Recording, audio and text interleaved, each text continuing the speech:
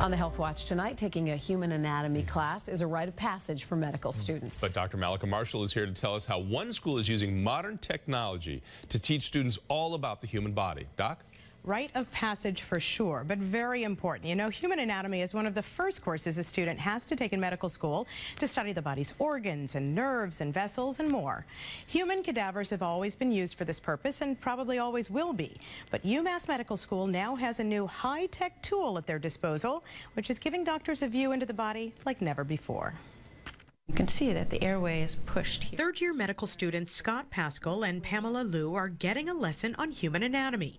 But instead of dissecting a cadaver, they're viewing the deep layers of the human body using this virtual anatomy table. Going through anatomy, when you move on from structure to structure, you often have to get rid of things or peel back things. And when you get to the end of a block and you want to go back to things that you learned at the beginning, this would be amazing for that. It's full size, life size, and can do a lot of manipulation that other software can't do. UMass is one of the first medical schools in New England to acquire one of these tables. It cost them about $80,000. It's like a gigantic computer tablet that allows users to take two-dimensional digital information and convert it into three-dimensional life-size models that can be flipped, rotated, dissected, and spliced. For residency teaching, this is ideal. Ann Gilroy, a professor of anatomy at UMass Medical School, says this technology will allow doctors in training not only to study disease states that they will see frequently, but they can also look at cases that they may never have an occasion to see during their residency, but will need to know about.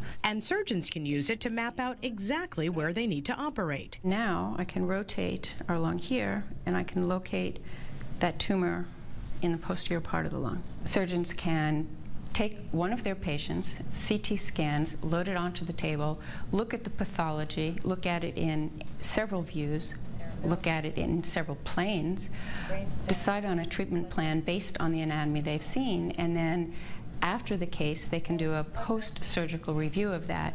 That also can be used as a teaching tool for their residents. And for patients? Most patients don't know a lot about anatomy, and I think a lot of fear in medicine is based on that.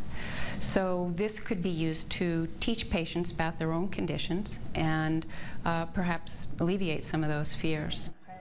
So what's another cool use? Custom designed medical devices. So a patient's scans can be loaded onto the table and exported to engineers who can build a graft or an implant that is tailor-made for that particular patient based on their specific measurements. So it helps students, it's helping doctors and surgeons, it's helping patients.